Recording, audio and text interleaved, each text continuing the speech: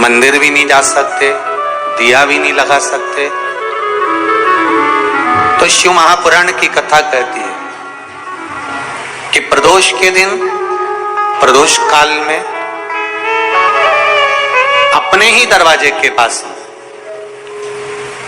देवाधिदेव महादेव का स्मरण कर लक्ष्मी की वृद्धि के लिए, कार्य सिद्धि के लिए, संपदा को प्राप्त करने के लिए आप अपने ही दरवाजे के पास में एक दीप लगा सकते हो। कौन से दिन? प्रदोष के। तो लक्ष्मी के लिए कोई उपाय करें तो कौन सी प्रदोष पर करें? तो अच्छे से सुन लेना भाइयों, शुक्ल पक्ष में जो प्रदोष पड़ती है वो लक्ष्मी की वृद्धि के लिए होती है। तो जितने उपाय आपको प्रदोष के बताए जाते हैं उस हिसाब से आप करो कि शुक्ल पक्ष की प्रदोष है तो लक्ष्मी का कोई उपाय करना। प्रदोष काल में, प्रदोष के समय पर, प्रदोष काल के अंतर्गत बेलपत्री का स्मरण किया है। वो बेलपत्र का स्मरण अगर संसार का मनुष्य कर लेता है तो महाराज ब्रह्मवृत्ता पुराण कहती है कि उस जीव का ऐसा कोई कार्य नहीं जो सफल नहीं होता।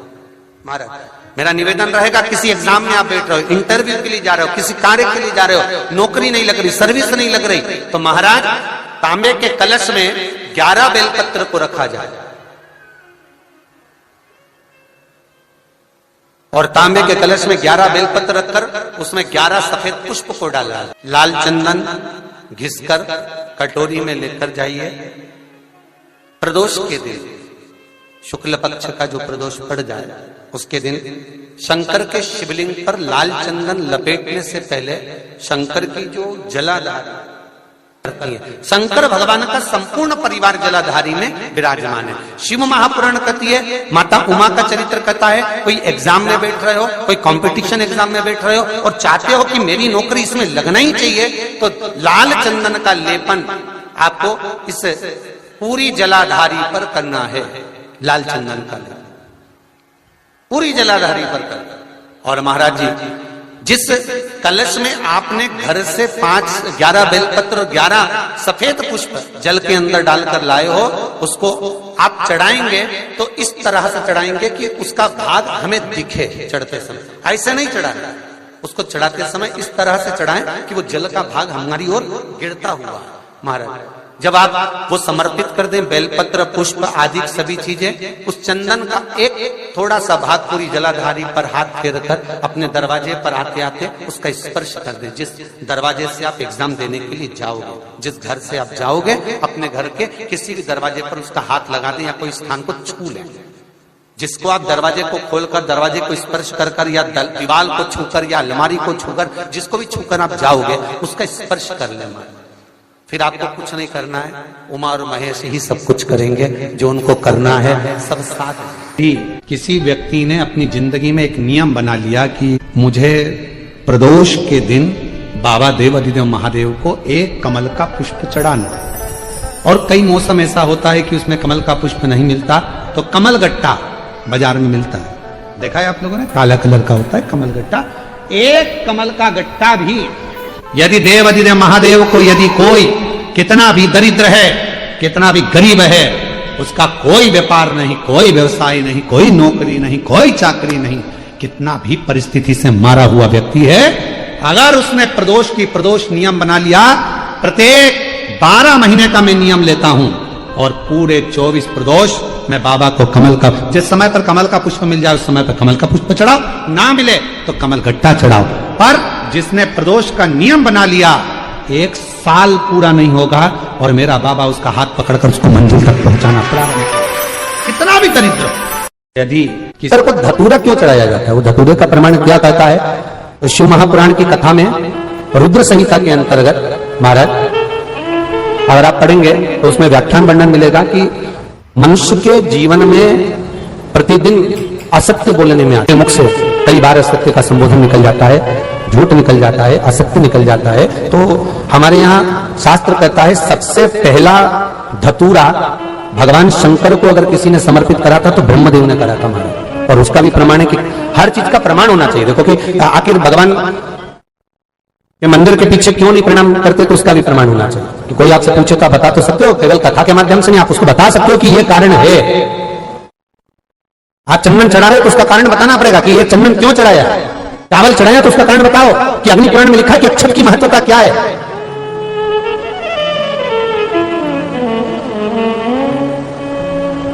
बेलपत्री चढ़ा रहे हो तो शिवलिंग का प्रमाण वर्णन करना पड़ेगा, लिंग पुराण को उठाकर बोलना पड़ेगा कि ये पार्वती का प्रतिबिंब है, ललिता जी का प्रतिबिंब है, सती का प्रतिबिंब है। एक एक चीज को आज के समय में अगर आप किसी को कोई राय दे रहे हो, कुछ बता रहे हो तो प्रमाणित करना पड़ेगा कि ये आपको यहां से इसका वर्णन है और आपको ये करना पड़ेगा, उसके अनुसार ये कर्म है। तो शंकर भगवान को सबसे पहला धतूरा भगवान ब्रह्मा ने चढ़ाया था। जिस समय भगवान ब्रह्मा का सिर कट चुका था, अभी आप आगे कथा सुनेंगे, ब्रह्मा का जब सिर कटेगा उसके बाद जब स्तुति करेंगे तो अपने को भगवान शंकर को प्रसन्न करने के लिए धतूरा चढ़ाएंगे। शिव जी उनको कहते हैं, ब्रह्मदेव ये धतूरा आपने मुझे चढ़ाया है। और क्यों चढ़ाया? क्योंकि आपने असत्य बोला था, उस असत्य को नष्ट करने के लिए आपने मुझे धतूरा समर्पित करा।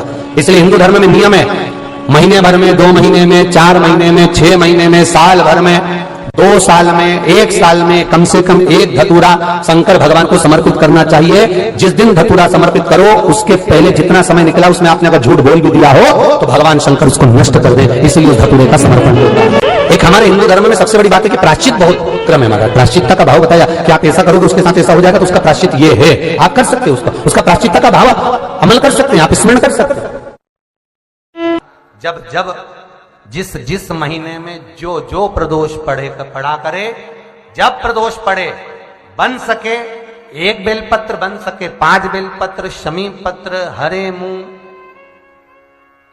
हरा मुंह, बेलपत्र, एक कलश के अंदर थोड़ा सा पानी लेकर 1 बेलपत्र, हरा मूंग, शमी पत्र डालकर और उसमें थोड़ा सा गुड़ डालकर भगवान शिव का स्मरण कर कर प्रदोष काल में, मान लो कोई काम आपका बहुत जरूरी है, बहुत दिनों से अब थक गए हैं, नहीं हो रहा, कर्जा बढ़ रहा है, धन नहीं आ रहा, व्यापार नहीं चढ़ रहा, या कोई समस्या बहुत प्रबल है, कोई एग्जाम में बैठ रहे हो नहीं हो रहा, परीक्षा भी दे दी है, रिजल्ट आने ही वाला है, तो भी प्रदोष काल में, प्रदोष के समय वो जल, मूंग, समीपत्र और बेलपत्र और गुड़ का पूर्णिमा से लेकर कार्तिक पूर्णिमा के मध्य में जो प्रदोष पड़ती है, उस प्रदोष पर प्रदोष काल में अगर 1 आधी चम्मच भी गौ माता का दूध मिल जाए, एक छोटी सी कटोरी में सीधे हाथ में दूध और उल्टे हाथ में दूध, जल का पात्र या उसी पात्र के ऊपर दूध का पात्र रखकर हाथ में लेकर जो शंकर के शिवालय में देहली पर खड़ा होकर शंकर से अपनी कामना कर कर शंकर के मंदिर में जाकर दूध अशोक सुंदरी वाली जगह पर चढ़ाकर जल शंकर के शिवलिंग पर जो समर्पित कर देता है, देवाधिदेव महादेव उसकी कामना पूर्ण। शंकर के शिवलिंग को समर्पित करना प्रारंभ कर दो, 2 या 3 प्रदोष करोगे, बाबा आपकी मनोकामना शीघ्र पूर्ण कर देगा। 2 या 3 करोगे, मात्र उच्चारण मात्र से जीव जब पुकारे ओम नमः शिवाय। अब कोई कहे गुरुजी ओम स्त्री को बोलना चाहिए कि नहीं बोलना चाहिए, पुरुष को कैसे बोलना चाहिए, स्त्री को कैसे बोलना चाहिए, तो हम तो कहेंगे कोई प्रपंच में मत फंसो, तुम्हारा मन करे, तुम्हारा दिल करे वैसे भगवान को पुकारो। हाथी को स्तुति करना नहीं आती थी, हाथी कोई मंत्र नहीं जानता था, हाथी कोई पाठ करना नहीं जानता था, हाथी कोई स्तुति करना नहीं जानता था, बस हाथी ने तो एक पुष्प कमल का तोड़ा और भगवान को ऊपर देखकर पुकारने लगा और भगवान नारायण गरुड़ छोड़कर भागकर हाथी के लिए पधार गए, हाथी के लिए दौड़ पड़े। दूध डालते से चाहे कि कड़वाहट समाप्त हो जाती है, उसी तरह जिंदगी में कितना भी कड़वापन हो, जीवन में कितना बड़ा भी दुख हो, शंकर के नाम का बस उच्चारण करते से ही हमारे जीवन का भी दुख समाप्त होता चले जाता है। हमारे जीवन का भी दुख, हमारे जीवन का भी कड़वापन, हमारे जीवन का भी एक कुछ भी अमंगल हो वो समाप्त होते चले जाता है, जीवन मंगलमय होना चालू हो जाता है, आनंदित होना चालू हो जाता है। इसलिए चाय को उकालो, शक्कर भी कितना डाल दो, अदरक भी कितना डाल दो, इलायची भी कितना डाल दो, पर चाय की कड़वाहट दूध से ही समाप्त होगी। उसी तरह मनुष्य देह के जीवन का दुख शिव नाम से ही समाप्त हो। कहीं पर भी बैठकर कभी भी श्री शिवाय नमस्तुभ्यं, श्री शिवाय नमस्तुभ्यं। इसी मंदिर में परिक्रमा करना, परिक्रमा करो, मंदिर में खूब करो, पर यदि किसी मंदिर में परिक्रमा करके मंदिर के पीछे यदि आपने प्रणाम करा तो हमारी जिंदगी में हम जितने पुण्य करते हैं वो सारे समाप्त हो जाते हैं। कहां पर प्रणाम करा तो जम के बोलो जरा। मंदिर के पीछे। आप सोमवार के दिन अगर तो हो जाए के पत्ते से दूध कटोरी में लेकर मात्र बेलपत्री के पत्रे से एक एक बूंद, अगर दूध आप एक बूंद अगर ज्यादा ना मिला हो, एक चम्मच भी अगर आपको दूध देसी गाय का मिल गया हो, बेलपत्री के पत्ते से तुम्हारे घर के अंदर अगर शिवलिंग है या मंदिर में शिवलिंग है या तुम्हारे नजदीक में कोई शिवलिंग है, उस पर बूंद बूंद एक एक बूंद अगर शिवलिंग पर दूध समर्पित कर रहे हो, श्री शिवाय नमस्तुभ्यम, नमः शिवाय या षडाक्षर मंत्र ओम नमः शिवाय या 33 अक्षर का मंत्र महामृत्युंजय मंत्र, इसका स्मरण कर कर शिव जी पर देसी गाय का दूध समर्पित कर कर इस बेलपत्री को अशोक सुंदरी वाली जगह पर अगर आप समर्पित कर देते हैं, फिर आप जिस भी चीज के लिए अप्लाई करें, मेरा देवाधिदेव महादेव आपका हाथ पकड़कर खींचकर आगे बढ़ा ही दे। शंकर की पवित्र कथा कह रही है, शिव महापुराण की कथा वर्णन कर रही है। परिस्थिति कैसी भी हो, उस परिस्थिति में यदि आपका परिश्रम, आपकी मेहनत, आपका संघर्ष और भगवान शंकर पर करा गया विश्वास है, तो उस परिस्थिति से निकला जा सकता है। परिस्थितियों से लड़ने वाला ही एक दिन आगे हो पाता है, अपनी किस्मत को रोने वाला कभी आगे नहीं बढ़ पाता। दुनिया में ऐसे कई लोग हैं जो अपनी किस्मत को हमेशा रोते रहते हैं, भगवान ने हमको ऐसा बना दिया, भगवान ने ऐसा बना दिया। अरे भाई, परिस्थितियों से लड़ो, बाहर हो जाओ, निकल जाओ, रो मत किस्मत के लिए। मेहनत करा नहीं, संघर्ष करा नहीं और किस्मत को रोते रहो तो क्या मतलब।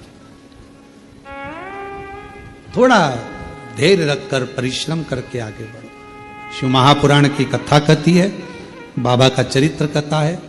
मां जगतजननी जगदम्बा अंबा पार्वती मैया चंद्रमा को अपने मस्तक पर धारण करती हैं। शिवजी चंद्रमा को बहुत परेशानी या बहुत ज्यादा तकलीफ में घिरे हो, बहुत ज्यादा में आशा तो लग रहा है बहुत हार चुका हूं, अब तकलीफ की जिंदगी खत्म नहीं हो रही, तो शिव मंदिर में जाकर 2 चंद्र दीप अवश्य लगाओ। मतलब दोनों दीपक पास पास में रखकर दोनों घी के दीप अवश्य प्रज्वलित करो। टेंशन, बहुत परेशानी या बहुत ज्यादा तकलीफ में घिरे हो, बहुत ज्यादा में आशा तो लग रहा है बहुत हार चुका हूं, अब तकलीफ की जिंदगी खत्म नहीं हो रही, तो शिव मंदिर में जाकर 2 चंद्र दीप अवश्य लगाओ। मतलब दोनों दीपक पास पास में रखकर दोनों घी के दीप अवश्य प्रज्वलित। दुखों से पीछा छूट ही नहीं रहा, तब उस जगह पर बेलपत्री के मध्य भाग में, जो बीच में डंडी का जो भाग है, बड़ी पत्ती और ये 2 छोटी पत्ती के मध्य में जो डंडी का भाग है, उस डंडी के भाग में पीला चंदन और एक अक्षत पीला शंकर भगवान को किसी भी प्रदोष के दिन आप अगर प्रदोष काल में समर्पित कर रहे हैं, तो ये निश्चित है कि धीरे धीरे कर वो दुख समाप्त होगा। लोमश बाबा का चरित्र कहता है, लोमश ऋषि का चरित्र कहता है कि यदि किसी व्यक्ति ने अपनी जिंदगी में एक नियम बना लिया कि मुझे प्रदोष के दिन बाबा देवाधिदेव महादेव को एक कमल का पुष्प चढ़ाना, और कई मौसम ऐसा होता है कि उसमें कमल का पुष्प नहीं मिलता, तो कमल गट्टा बाजार में मिलता है, देखा है आप लोगों ने, काला कलर का होता है कमल गट्टा।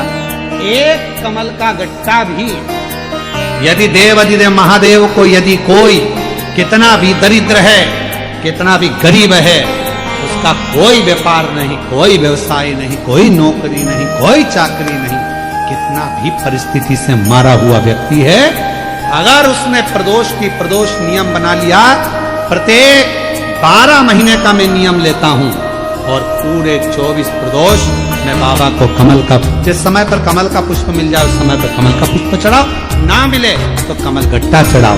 पर जिसने प्रदोष का नियम बना लिया, 1 साल पूरा नहीं होगा और मेरा बाबा उसका हाथ पकड़कर उसको मंजिल तक पहुंचाना पड़ा। कितना भी दरिद्र, कितना भी दरिद्र, ये लोमश ऋषि की कथा कहती है, ये लोमश बाबा का चरित्र कहता है, कितनी भी गरीब परिस्थिति क्यों ना हो, कितना